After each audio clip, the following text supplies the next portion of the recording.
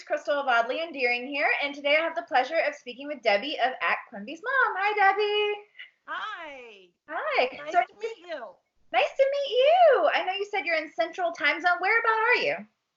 I'm in Kansas. I live in two places. My home with my husband is in Southeast Kansas, and then my work home is in South Central Kansas. Oh, so is it? You said that you work in academia, just closer to a university. Yes. Well, I work at a medium-sized community college here in Kansas. And so I bought a house when I moved over here instead of having an hour and a half one-way commute every day. I Yeah, understand. too old for that.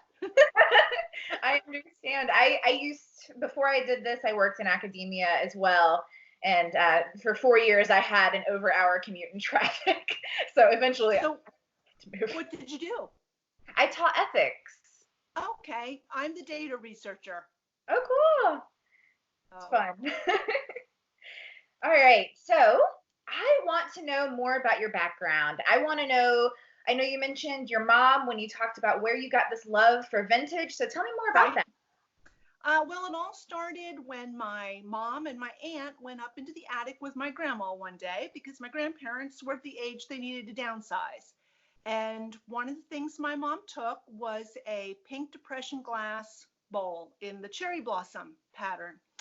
And so she decided she wanted to get more pieces for her set. And so we started going to auctions.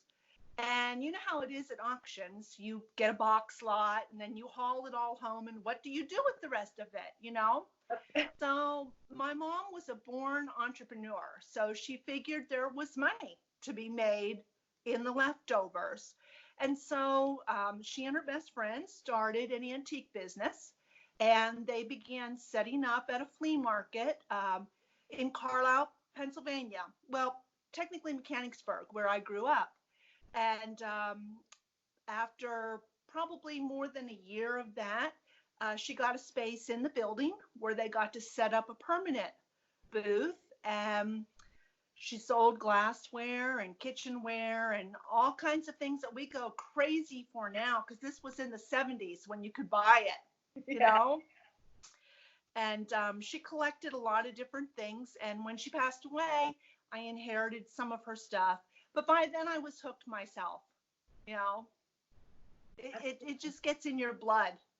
It does. It does. When your mom was doing all this selling, how old were you about? Um, Probably around 10 or 11. Cool. So how did And it impact you? How did you look at the items? oh, I liked it. Yeah. I liked it a lot. In fact, when I got old enough to have, well, to want spending money, but not old enough to legally have a job, I was hired at the auction house where we always went. Yeah. And so I got to be what they called a runner. So we never knew what was coming out of the box. People would bring their household lots, and they ran three auctioneers at one time. And so there was a man who opened up the box, and he would sort out what he thought would bring a bid for an individual item. And then we runners were handed that item or maybe a box lot of what he didn't think would sell. And so I did that all through high school. So I started there around 14 and worked at the auction house, worked my way up to becoming a clerk. And that's where I found some of the Steiff toys that I have. One day I found a diamond ring in the bottom of a box, and no one would believe me. And I bought it for a nickel, and I still have it. That's so crazy. I Yeah. love that. So it really is like in your blood to Oh, I be, love it. be around it for that long. You just must Yeah. be a wealth of knowledge. Yeah. I love it. And the thing with paper, which is what my shop feed has, that probably started because as a kid, you don't have the money for Roseville, which I wanted to collect. My mom said no. Um, but you have the money for postcards because postcards, the ones that we sell now for $10 or more, we're talking 50 cents, 75 cents. And so I had lots of drawers stuffed with paper things. And then my Christmases in the 70s weren't like my peers. So while my peers were getting lava lamps and all of that, I was getting miniature toy stoves and child's depression glass sets and dolls and things like that. Yeah. So you've just always been a collector. I love that. Yes. Yeah. Yeah. Borderline hoarder. Yeah. I understand. I'm very similar. When I think I had to have been maybe 6 or 7. My papa gave me this. It was just a German Barbie doll, and he said, "Well, this is going to be really valuable someday, so don't Yeah. open." And after that, I didn't open any Barbie dolls. None Yeah. of them, not even the cheap ones. And I have hundreds upstairs somewhere. Yep, I know. I got in trouble with my mom for throwing out the boxes to Hallmark ornaments. Of course, those are the things that don't sell for high dollar now, but Yeah. back in the 80s and early 90s, some of like the first Star Trek ones were selling for hundreds of dollars. And yes, I threw out the boxes and oh, I got in a lot of trouble. I bet. I bet. All right. So when did you start selling yourself? Okay. Well, in 2017, I lost my job unexpectedly.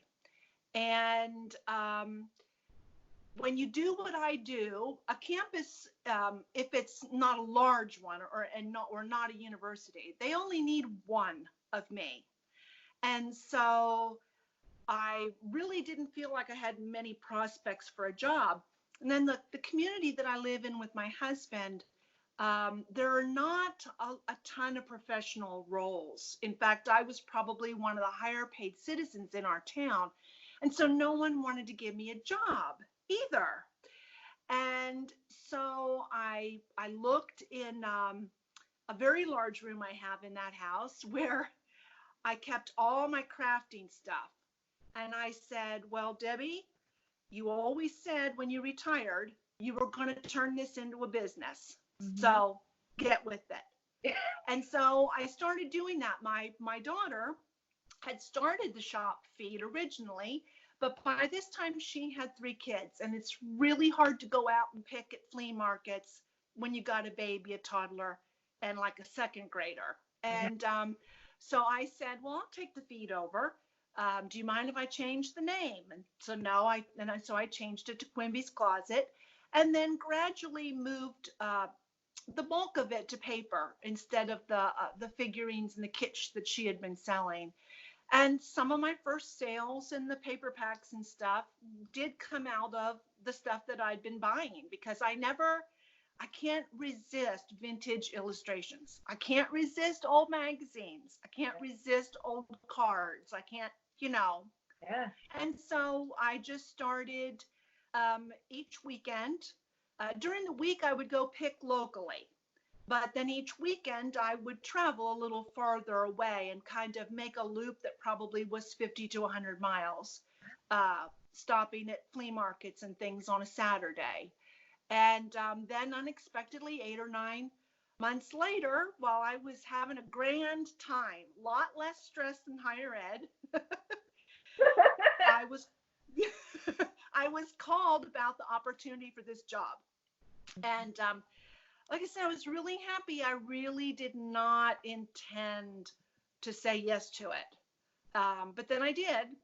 But I still didn't want to give up, my little paper business. So even though I'm not posting twice a day like I had been, I'm still enjoying doing it. That's wonderful. And it brings you joy, and it's, Oh, yeah. you get to talk to like-minded people, and Right. Well, it's and creating things is such a stress reliever. And so I'm really happy knowing that the people that buy paper from me, um, they're being creative. It's eliminating some of the workplace stress they might have. They're creating memories with it most of the time. And, that just thrills me. absolutely. I love it. I love I mean, maybe I'm late to it, but it feels like a new fad of junk journaling. Oh, yeah. I love that because there's Uh, no almost it feels like there's no rhyme or reason when you look at it. I'm sure there is to the person creating it, but it just is amazing. It's like an I yeah. Spy game. Every page an I Spy game. Yeah, I love doing it. It's Yeah, fun. that's awesome. I love it. All right. Um, so let me see. Look back at my questions. What's your favorite piece you've ever found? Oh my, I think almost there's almost too Many. many um, to say. I would probably say if you look at my personal feed, Quimmy's mom, you'll notice I really love to find Christmas. I love Christmas items, and that's probably because of my mom, because decorating for Christmas was a huge deal for her, and her Santa collection was a big thing. So I love. Right now, I'm really searching for Rosbro plastics. In fact, I wish I'd learned more about 1950s and 60s plastics before they started selling for 400 and more dollars on eBay.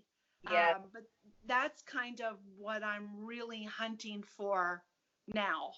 Well, tell me more about those. I actually don't know much about it.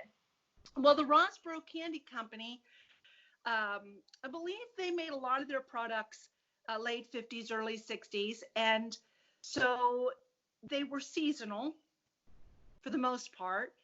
Many of the small ones held a lollipop, but some of them might have, like at Easter, might have held jelly beans or little round candies, kind of similar to Nerds, but round. And so if you go on eBay, you can see some fabulous ones that bring hundreds of dollars. I'll look those And up. it would be my dream to find one of those. Yeah. Were they made in Japan or Hong Kong or? I'm not sure. Oh, I think I always find it interesting to see like where things were made when, because it's Right, because fast. that can help you to date its age. Yes, that too.